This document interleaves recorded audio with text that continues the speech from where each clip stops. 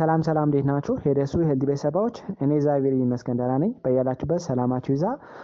ዛሬም እንደተለመደው በአንድ አስተማሪና ጠቃሚ ተመልሻለሁ። በዚህ ቪዲዮ ቆስጣ ለአንጀታችን ጤና ምን ያህል አስፈላጊ እንደሆነ ለእናንተ በደንብ አብራርቼ እነግራችኋለሁ። ለአንጀታችን ጤና ከሚመከሩና አንጀታችን በቀላሉ እንዲታደስ ከሚያደርጉ ምግቦች አንዱ ቆስጣ ነው። ቆስጣ በአሰር የበለጸገ ስለሆነ ለአንጀታችን ጤና አስፈላጊ ከሚባሉ ምግቦች ተርታ የሚመደብ የአትክልት አይነት ነው ማለት ነው። ቆስጣን አዘውትረው የሚመገቡ ሰዎች ጥናቶች እንደሚያስረዱት በተለይ አንጀት ላይ ሊፈጠሩ የሚችሉ የምግብ መፍጫ ስርዓት ችግሮችን ይከላከላል። አንጀታችን በአግባቡ ሴሎችን እንዲያድስ ያደርጋል። አላስፈላጊ የሆኑ ንጥረ ነገሮች ወደ ደም ስር እንዳይመጠጡ ይከላከላል። እንዲሁም ደግሞ ብግነት ወይም ደግሞ ኢንፍላሜሽን እያልን የምንጠራው ሁኔታ አንጀት ላይ እንዳይፈጠር በመከላከል ትልቅ አስተዋጽኦ ያለው የአትክልት አይነት ነው ማለት ነው። ቆስጣ ውስጥ የሚገኘው አሰር ለጠቃሚ ባክቴሪያዎች እንደ ምግብነት ስለሚያገለግልና የምግብ መፍጫ ስርዓትን ስለሚደግፍ አጠቃላይ የአንጀታችን ጤና የተጠበቀ እንዲሆን ያደርጋል ማለት ነው። በተለይ ጠቃሚ የሆኑ ባክቴሪያዎች ቁጥራቸው ሲጨምር አንጀታችን የተስተካከለ እንዲሆንና አላስፈላጊ የሆኑ የምግብ መፍጫ ስርዓት ችግሮችን በመከላከል እንዲሁም ደግሞ አንጀታችን ውስጥ ብግነት እንዳይፈጠር፣ እብጠት፣ ቁስለት እያልን የምንጠራው ሁኔታ እንዳይፈጠር ይከላከላል።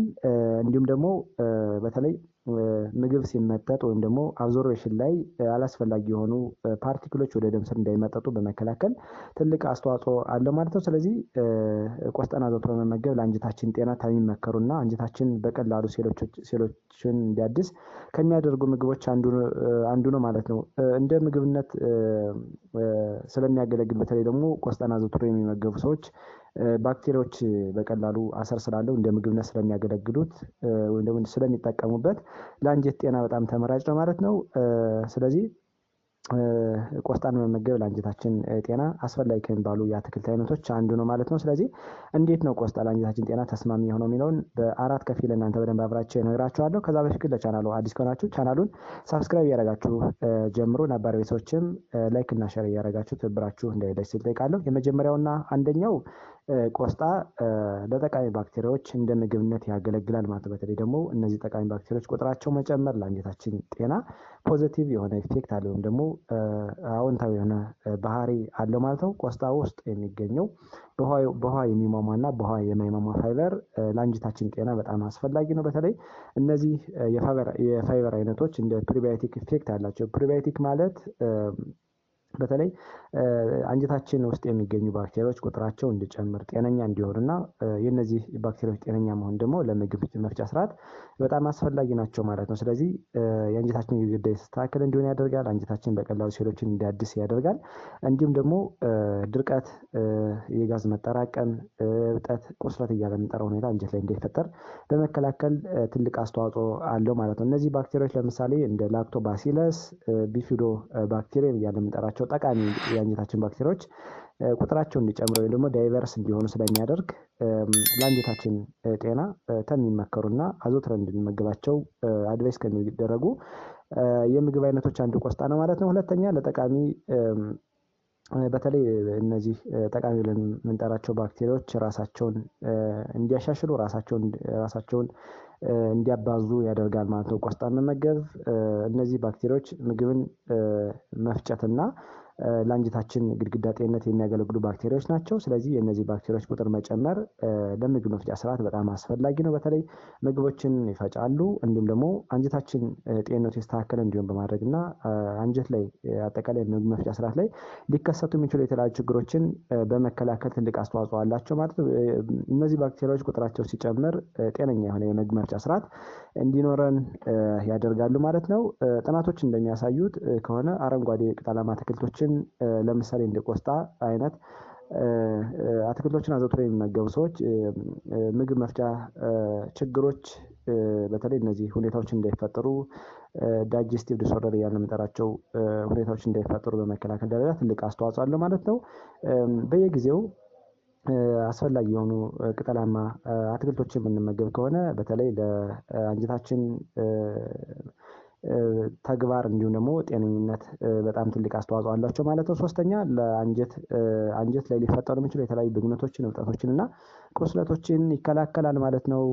ቆስጣ በተለይ ቆስጣ ውስጥ የምናገኛቸው እጅግ በጣም አስፈላጊ የሆኑ ጸረ ሞታና ኬሚካሎች ወይም ደግሞ አንቲኦክሲዳንቶችን እንደ ፖሊፊኖል አይነት ነገሮችን ስለያዘ ቆስጣ የአንጀትን ብግነት ይከላከላል። የአንጀትን ቁስለትና ቁጣ ወይም ደግሞ ኢንፍላሜሽን እያለ መጠረውን ሁኔታ በመከላከል የተስተካከለ የምግብ መፍጫ ስርዓት እንዲኖር ያደርጋል ማለት ነው። በተለይ ቆስጣ ቅድም እንደነገርኳቸው አሰር አለው። ይሄ አሰር በባክቴሪያዎች አማካኝነት ወይም ደግሞ በጠቃሚ ባክቴሪያዎች አማካኝነት እንደ ምግብነት ስለሚያገለግል ወደ ሾርት ቻይን ፋቲ አሲድ ይቀይሩታል።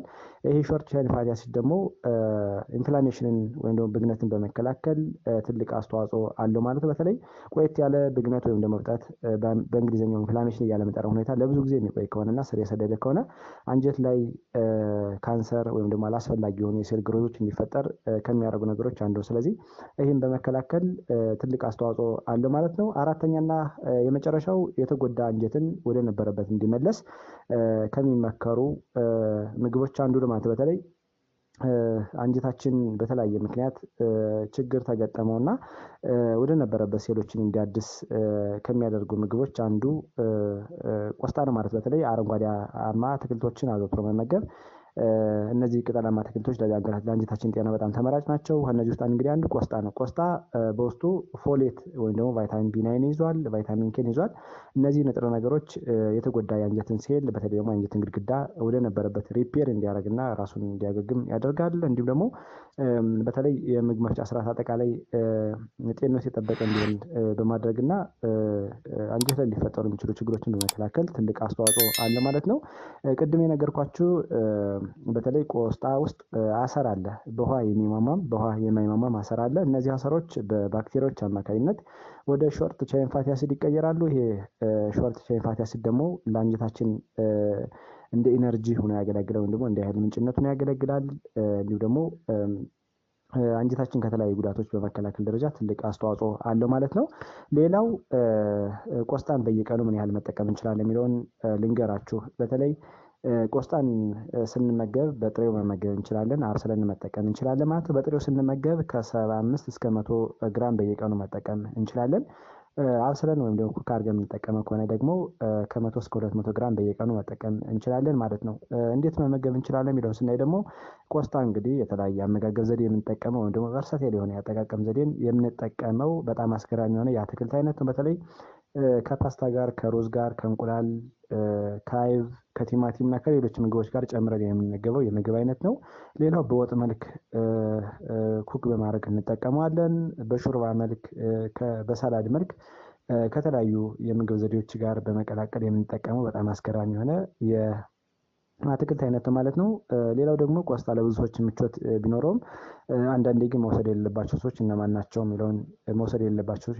የሚለውን ስናይ የመጀመሪያውና አንደኛው የኩላሊት ጠጠር ሪስክ ያለባቸው ሰዎች ወይም ደግሞ የኩላሊት ጠጠር ተጋላጭነት ያለባቸው ሰዎች ብዙ ቆስጣ እንዲመገቡት አይመከርም። ምክንያቱም ቆስጣ በውስጡ በከፍተኛ ደረጃ ኦግዛሌት ብለን የምንጠራው ንጥረ ነገር ይዟል። ይሄ ኦግዛሌት ከካልሽየም ጋር ኮምባይንድ በመሆን ካልሽየም ኦግዛሌት ስቶር ሊፈጠር ስለሚችል እንደነዚህ አይነት ችግር ያለባቸው ሰዎች ብዙ ጊዜ ቆስጣን አዘውትረው እንዲመገቡት አይመከርም ማለት ነው። ሌላው የደም ማቅጠኛ መድኃኒቶችን የሚወስዱ ሰዎች ለምሳሌ እንደ ዋርፋሪን፣ ኢኖክሳፓሪን፣ ሄፓሪን ሌሎችም ብለድ ቲነር እያልን የምንጠራቸው መድኃኒቶች የሚወስዱ ሰዎች ብዙ ጊዜ ቆስጣን አዘውትረው እንዲጠቀሙት አይመከርም። በተለይ ቆስጣ ውስጥ የሚገኘው ቫይታሚን ኬ ከተለያዩ የደም ማቅጠኛ መድኃኒቶች ጋር ኢንተራክሽን ሊፈጥር ስለሚችል ሰዎች ይህንን ሲመገቡ በጥንቃቄ ቢሆን ይመረጣል። ሌላው ሂስታሚን አለርጂክ ሴንሲቲቪቲ ያለባቸው ወይም ደግሞ ሂስታሚን ኢንቶለራንስ ያለባቸው ሰዎች ብዙ ጊዜ ቆስጣ መመገብ የለባቸው ማለት ነው። በተለይ ቆስጣ ውስጥ የሚገኘው ከፍተኛ የሆነ ሂስታሚን የተለያዩ ችግሮችን ሊፈጥር ይችላል ማለት ነው። በተለይ ሰዎች ሲመገቡት አለርጂክ የሚፈጥርባቸው ከሆነ በተለይ የማሳከክ ቆዳን የማሳከክ ሽቅብ ቁልቁል የሚላቸው ከሆነ ወይም ደግሞ ማስመለስና ማስታወክ የሚኖራቸው ከሆነ እንዲሁም ደግሞ የትንፋሽ መቆራረጥና አንዳንድ ነገሮች የሚፈጥር ከሆነ በሁለተኛ ጊዜ ወይም ደግሞ በድጋሚ መውሰድ የለባቸው ማለት ነው። ከዚህ በተጨማሪ የምግብ መፍጫ ስርዓት ችግር ያለባቸው በተለይ እንደ ኢሪቴብል ባውል ሲንድሮም ወይም ደግሞ አንጀት ውስጥ በተለይ ደግሞ ብግነት ወይም ደግሞ ኢንፍላሜሽን እያለ የምንጠራው ሁኔታ ያለባቸው ሰዎች ጥሬውን ቆስጣ በይበልጥ በብዛት እንዲመገቡት አይመከርም። ምክንያቱም ደግሞ የምግብ መፍጫ ስርዓትን ይረብሻል ተብሎ ስለሚታሰብ ነው ማለት ነው። ስለዚህ እንደነዚህ አይነት ሁኔታ ያለባቸው ሰዎች ጥንቃቄ በተሞላበት የአመጋገብ ዘዴ መከተል በጣም አስፈላጊ ነው ማለት ነው። ዛሬ በዚህ ቪዲዮ ቆስጣ ለአንጀታችን ጤና ምን ያህል አስፈላጊ እንደሆነ ለእናንተ በደንብ አብራርቼ ነገርኳችሁ። እናንተም ቆንጆ ግንዛቤ አግኝታችኋል ብዬ አስባለሁ። ለሌሎች እንዲደርስ ቪዲዮውን ላይክ እና ሼር አድርጉት። እንዲሁም ቀጣይ የምለቃቸው ቪዲዮዎች ለእናንተ እንዲደርሳችሁ የደወል ምልክቱን መጫን አትርሱ። አመሰግናለሁ። ባይ ባይ።